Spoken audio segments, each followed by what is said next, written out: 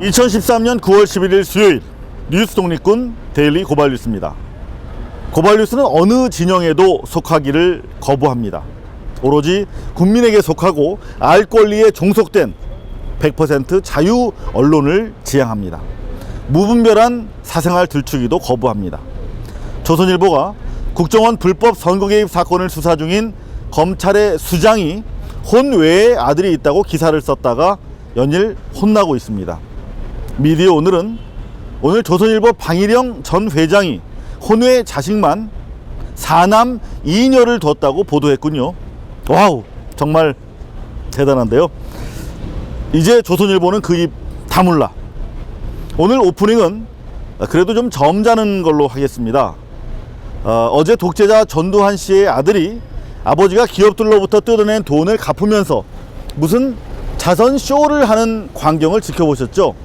당장 검찰 기자회견 이후에 많이 누그러졌습니다. 정상 참작해주겠답니다.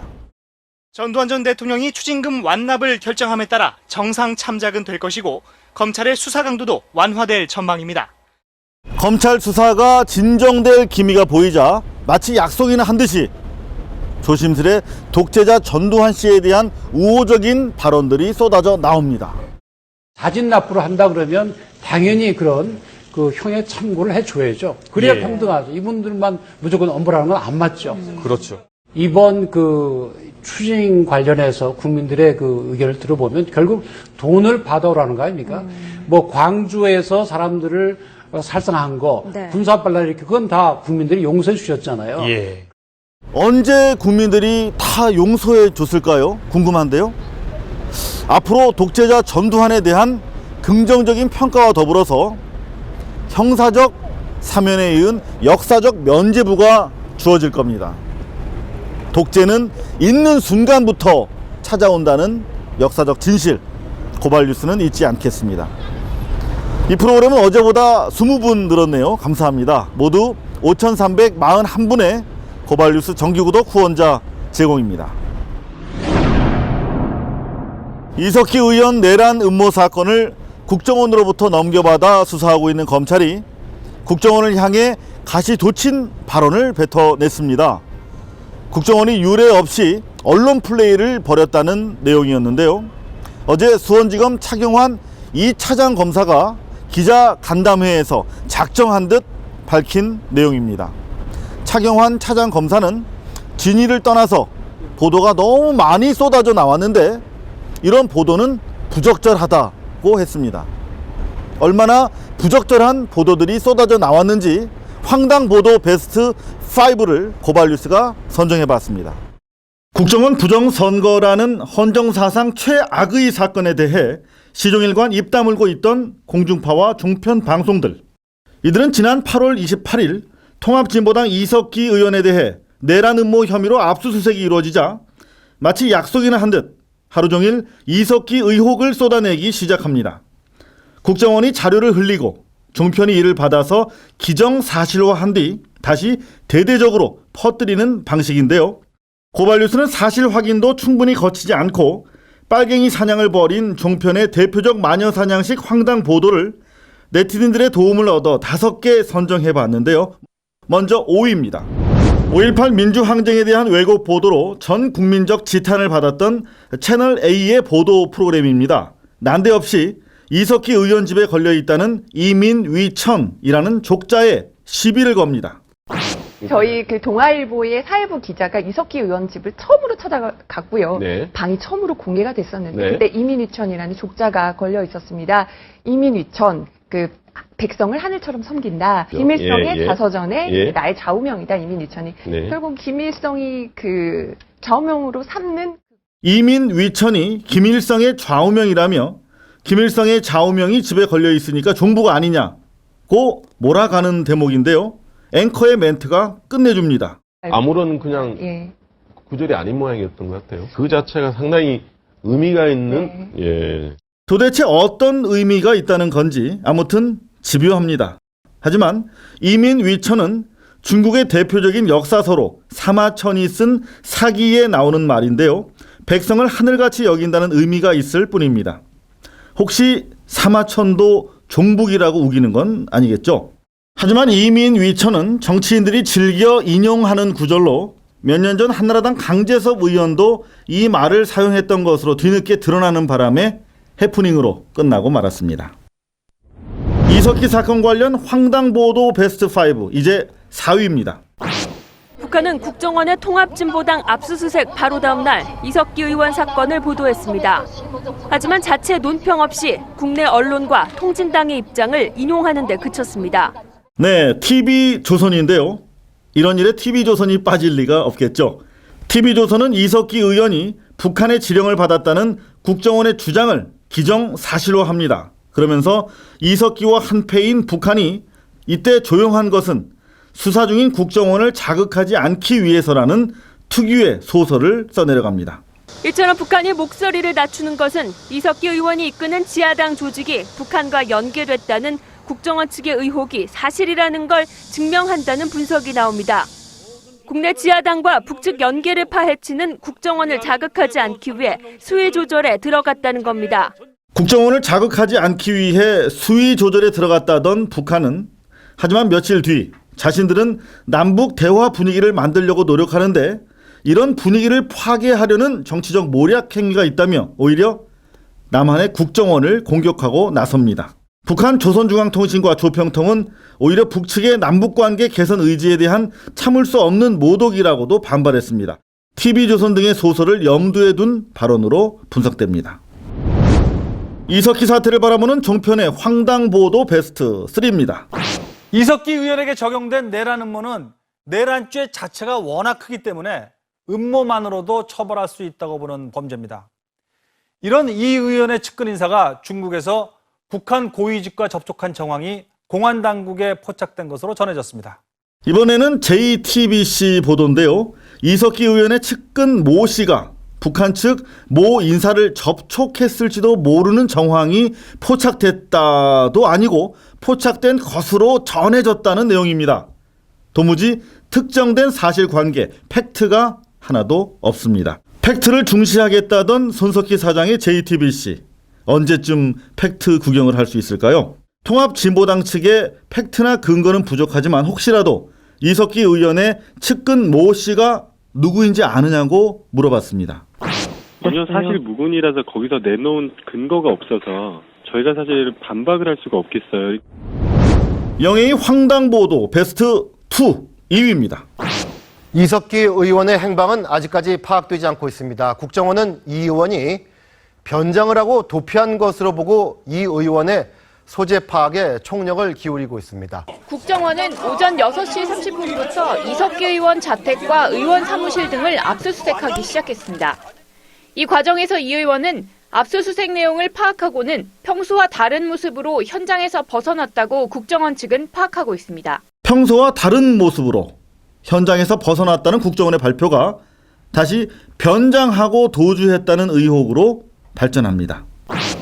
일부 여권 관계자들은 이 의원이 변장한 채 택시를 타고 도주했다고도 했습니다. 이석기 사건 발생 초기 이 의원의 변장 도주설은 기정사실로 굳어져서 조중동과 종편을 통해 급속히 확산됐는데요. 이 의원과 진보당의 도덕성 추락에 결정적인 기여를 했습니다. 변장, 도주 이런 얘기들이 나오고 있고 SNS상에서 확대 재생산되고 있는데요. 이와 관련해서는 전혀 사실 무근임을 말씀드리고 이석기 의원은 변장, 도주, 해외 도피설 등이 유포된 지 하루 만에 종편 보도를 무색해하듯 진보당 최고위원 회의의 모습을 드러냈습니다.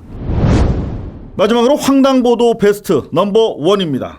최근 최동호 검찰총장의 숨겨놓은 아들 기사로 국내 소설계를 강타한 조선일보 종편이 그 영예를 차지했습니다. 국정원과 검찰이 지난달 압수수색한 RO 조직원의 컴퓨터에서는 사제폭탄 제조 방법이 담긴 파일이 발견된 것으로 드러났습니다. 위장 폴더 안에 구체적이고 전문적인 폭탄 제조법이 저장돼 있는 것으로 알려졌습니다. 김홍열 통합진보당 경기도당 위원장의 컴퓨터에 구체적이고 전문적인 폭탄 제조법이 저장돼 있다는 뉴스는 시청자들에게 메가톤급 충격을 안겨줬습니다. 사실은 무엇이었을까요? 진보당은 국정원이 건강 자료 중 일부를 폭탄 제조법이라고 우기고 있다고 항변합니다. 김웅렬 위원장은 건강에 대한 자료를 수집하는 과정에서 건강 문제 때문에 수많은 사이트에서 몇백 개가 넘는 파일들을 단체로 다운을 받았고 실제로 질산셀룰로스, 질산칼륨이라는 파일을 열어본 것도 모르겠습니다. 진실의 힘은 폭탄보다 강하게 대중을 감동시키지만 거짓의 폭탄은 자신은 물론 주변 사람의 마음을 닫게 만드는 범죄임을 알아야 할 것입니다. 일본사인지 한국사인지 모를 교과서가 국내에서 검정을 통과해서 연일 물의를 빚고 있는데요. 일본 교과서와 한국 교과서를 구분하는 가장 중요한 기준 중 하나가 일본군 위안부 피해에 대한 기술입니다. 일제의 대표적 만행이죠. 한국민의 자존심과 직결된 위안부 피해 문제. 하지만 우리 정부가 뒷짐만 지고 있는 상황이라서 순수 민간단체 중심으로 외로운 싸움이 이어져 왔는데요. MB정부 이후에는 심지어 이 운동을 불온시하는 시각이 퍼지면서 논의 확산에 어려움을 겪고 있습니다. 이런 가운데 서울 서초고등학교 교내에 국내에는 처음으로 위안부 피해 할머니를 기리는 소녀상이 제작됐다고 해서 큰 박수를 받고 있습니다.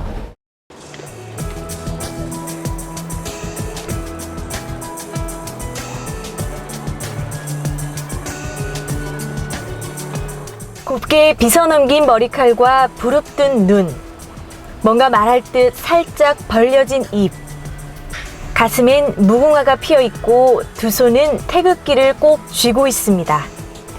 국내 최초로 고등학교 교정에 세워진 소녀상입니다. 일본군으로 끌려갈 당시에 그때 소녀들이 이렇게 머리를 묶은 상태에서 끌려가는 그런 소녀들도 많았다고 그러고요.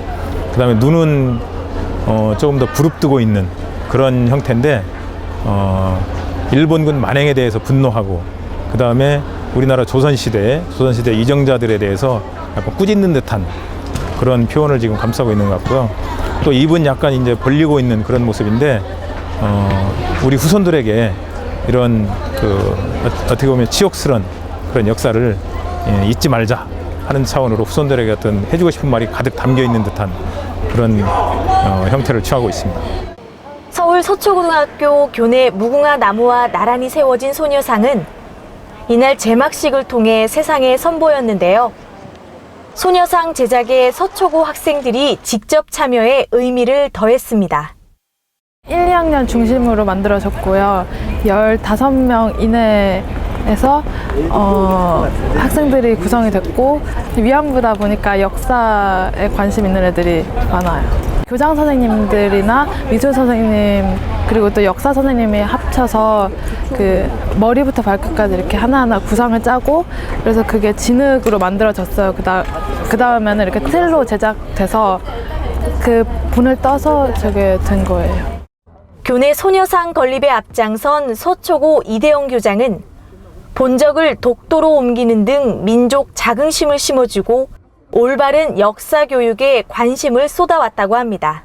이민족 간에 만약에 어떤 그런 역사 왜곡으로 인해서 충돌이 생기면 이거는 작은 문제가 아닌 것입니다. 그래서 그런 부분에서 제가 학교장으로서 여러 선생님들과 함께 위안부상을 소녀상을 이렇게 설치함으로써 오며가며 우리 아이들이 강요된 역사 교육이 아니라 실생활에서 스며드는 그러한 역사 교육이 좀 됐으면 좋겠다.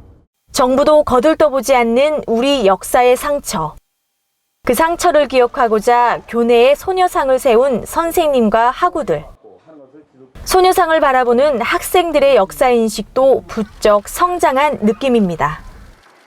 일단 저희 학교가 이런 위안부 소녀상이 처음 왔다는 거에 대해서 많이 뿌듯하고 또 학생들이 잘못된 역사 인식을 바로잡는 데 도움이 많이 됐으면 좋겠다는 생각이 들어요. 실제 위안부였던 할머니들의 억울함이나 한이나 고통을 좀 알게 될 수 있어요. 그래서 그거에 대해서는 되게 안타깝게 생각하고 또 어서 빨리 그걸 좀 보듬어 줄 수 있는 해결안이 나왔으면 좋겠어요. 천주교가 15개 모든 지역 교구 사제들이 진보와 보수를 떠나서 한 목소리로 국정원 대선 개입을 규탄하는 시국선언에 동참했다는 사실, 저희 고발뉴스가 중요하게 보도해 드렸는데요. 한국 천주교 전래 230년 만에 처음 있는 일이라고 합니다. 이번에는 사제들에 이어서 평신도들이 뜻을 모았다고 합니다. 평신도 10,000명이 시국선언에 참여했는데요. 불과 2주 만에 서명이 모아졌다고 합니다. 이번 사태는 국정원의 선거법 위반과 불법 정책이 서울경찰청의 사실 은폐 조작 사건이 명백합니다. 대구대교구 사제들이 선언한 대로 모든 거짓말 장애들이 차지할 몫은 불과 유황이 타오르는 목뿐입니다. 진실은 더 명백히 드러날 것이고 민주주의 근간을 허무는 이런 공권력의 남용은 곧 심판을 받을 것입니다. 오늘 이분들 빗속에 여의도 새누리 당사 앞에서 집회를 가졌는데요. 국민들과 함께 호흡하는 종교로서 오늘부터 거리에서 천주교 시국 기도회, 시국 미사를 진행할 예정이라고 합니다. 저는 80년대에 길거리에서 미사하고 기도해야 하는 것으로 민주화가 돼서 앞으로는 다시는 이런 일이 없을 거라고 생각했습니다. 그런데 21세기에 들어와서 나이도 저도 이제 50이 넘었는데요. 50이 넘은 나이에 길거리에 나와서 기자회견하고 기도회를 하게 될 거라고는 정말 생각도 못했습니다. 우리나라 역사가 70년대, 80년대로 퇴행하지 않고 이 위기를 넘겨서 정말 그 민주화, 이제까지 일으켰던 민주화를 더욱더 꽃피울 수 있는 이러한 대한민국의 미래가 되기를 간절히 바랄 뿐입니다. 뉴스 독립군 데일리 고발 뉴스 2013년 9월 11일 수요일 순서 여기서 마치겠습니다. 시청해주신 여러분 감사드립니다.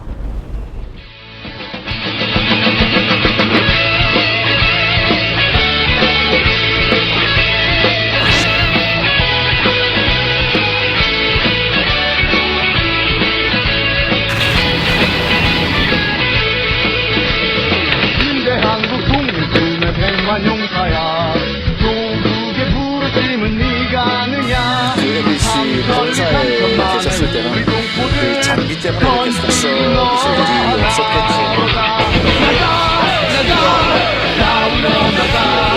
또 위원장한테 전화를 받으라고 되어 있는데 수사에 방해가 됐다고 생각하지 않고요.